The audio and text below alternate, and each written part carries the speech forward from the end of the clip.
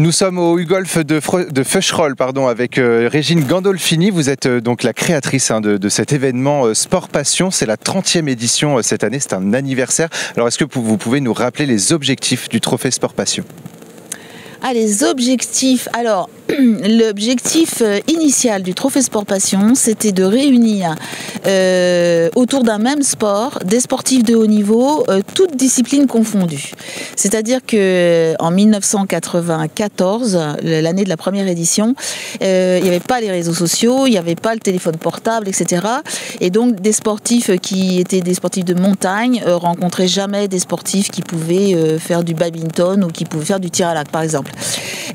Donc pour moi qui aimais beaucoup le sport, j'étais pas une sportive de haut niveau, mais j'ai toujours aimé le sport. C'est pour ça que la société s'appelle Sport Passion et que ce trophée s'appelle le Trophée Sport Passion. J'avais envie, voilà, de voir tous ces sportifs ensemble et leur permettre d'échanger leurs expériences. Et donc le trophée était né comme ça. Après, au fil des années, ça a été, comme on avait beaucoup de sportifs connus, très connus, qui venaient au trophée. Du coup, on avait aussi pas mal de médias qui venaient pour rencontrer ces sportifs connus. Je me suis dit, il faut que ça serve à quelque chose.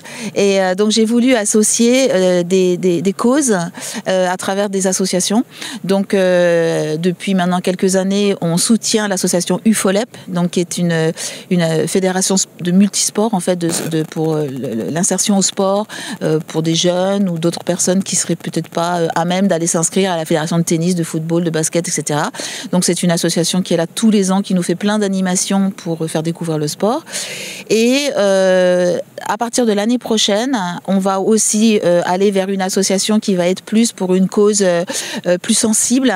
Enfin, plus sensible, encore que le sport c'est très sensible. Mais par exemple, on va s'associer avec Colosse au pied d'argile, donc l'association de Sébastien Bouel pour les violences sexuelles dans le sport. Alors des sportives, mais également des sportifs et sportives handisport. C'est important de valoriser justement tous les domaines sportifs au sein de cet événement. Moi, j'ai envie de dire que tous les individus qui sont arrivés à un niveau de sport international, à un niveau international, quel que soit le sport pour moi, ils ont la même valeur. Ça veut dire que je rencontre voilà, je vous parlais du badminton ou handisport ou c'est pareil. C'est-à-dire que ce sont des gens qui se sont investis autour d'une passion qui était le sport, qui ont transpiré pour arriver à ce niveau-là. Et voilà, donc pour moi c'est la même chose, c'est-à-dire de rencontrer Mbappé, bon il vient pas, mais Philippe Candeloro, Antoine Comboiré qui vont être présents, ou tous les jeunes actuels. On a des handballeuses, on a une handballeuse de l'équipe de France de handball qui va venir. C'est exactement pareil qu'un autre sport un peu moins médiatisé, et même niveau pour moi, même engagement de leur part, et même valeur, même éthique, et c'est ça qui était le plus important. C'est aussi ça que vous voulez insuffler, un événement justement intergénérationnel entre les anciens champions et les nouveaux champions ? C'est exactement ça, parce que pour moi, il était important de faire venir des nouveaux... C'est-à-dire c'est assez étonnant parce qu'en 94, des sportifs en activité, il y en avait beaucoup extrêmement connus. C'est-à-dire Philippe Candeloro était extrêmement connu et en activité, Loïc Perron était extrêmement connu et en activité. Aujourd'hui, les sportifs connus en activité, il y en a très peu. C'est-à-dire qu'on va rencontrer effectivement quelques joueurs de football, mais si on demandait dans la rue, citez-moi un basketteur connu, ils vont peut-être dire Tony Parker, mais il est plus en activité en tant que sportif. Et c'est assez étonnant. Donc pour moi, ce qui était important, c'était de faire venir des sportifs en activité qui ont des palmarès, mais époustouflants. C'est-à-dire qu'ils vont être champions du monde, ils vont être champions d'Europe, parfois même champions olympiques, et le grand public ne les connaît pas. Et voilà, donc c'était de faire venir ces jeunes-là en activité et les stars que tout le monde connaît, et de les faire venir parce que c'est triste, mais finalement les regards se tournent vers eux. Alors le golf, donc ça peut être joué de façon amatrice, mais c'est également une discipline sportive. Pourquoi vous tournez vers le golf pour cet événement Sport Passion ? Parce que j'ai pas trouvé de sport qui puisse réunir tout le monde autour d'une même discipline et dans un contexte comme celui-là, parce que quand on joue au golf, on est ensemble, on marche ensemble, on peut se parler, on va pratiquer le sport, qui est quand même un sport difficile, parce que le golf c'est un sport difficile, et tout le monde peut jouer au golf.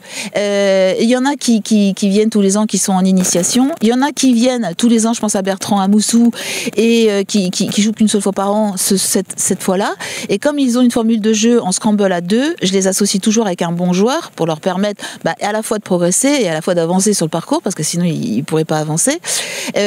Donc il n'y avait pas d'autres sports, parce qu'il y a beaucoup de sports qu'on va faire l'un contre l'autre, donc dans des équipes, etc.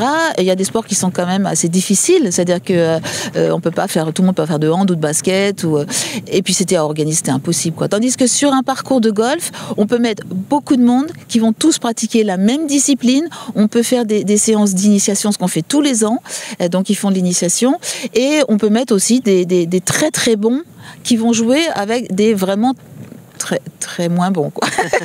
30e édition cette année, donc c'est un anniversaire finalement. Oui. Qu'est-ce que vous diriez justement à la Régine Gandolfini d'il y a 30 ans, quand elle a décidé d'organiser ce trophée Sport Passion ?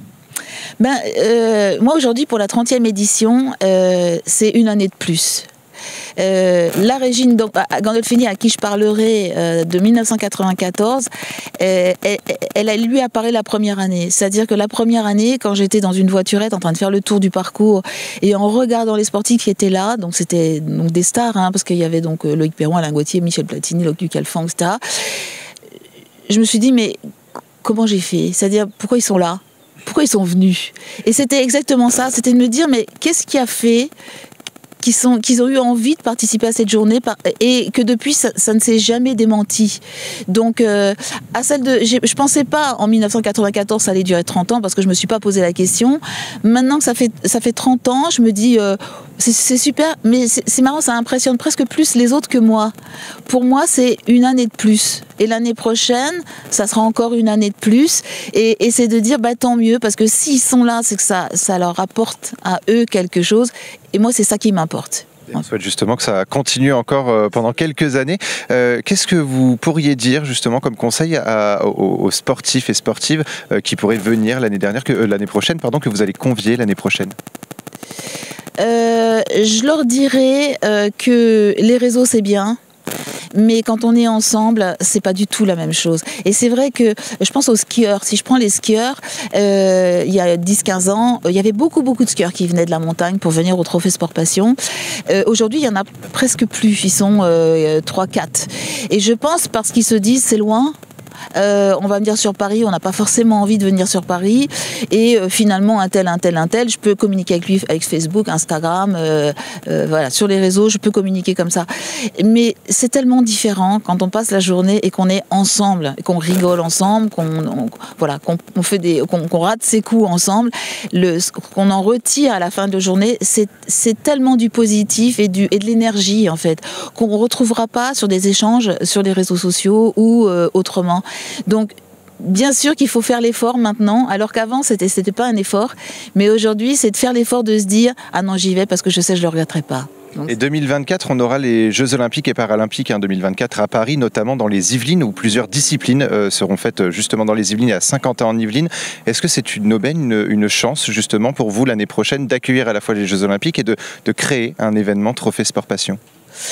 C'est un peu compliqué parce que j'ai déjà cherché à me rapprocher de l'organisation des Jeux Olympiques, mais ils sont très occupés par toute leur organisation et je ne sais pas comment on va pouvoir déployer une communication autour des Jeux Olympiques, parce que d'abord on ne peut pas faire ce qu'on veut, c'est-à-dire que c'est très réglementé. J'aimerais beaucoup. On va essayer d'y travailler, on va faire notre maximum, mais je ne peux pas vous dire ce qu'on arrivera à faire au bout du compte, quoi. Merci beaucoup Régine Gandolfini d'avoir été avec nous donc sur Sensation. On est aujourd'hui au U-Golf de Feucherolles et toute la journée on vous fait vivre un petit peu cette journée.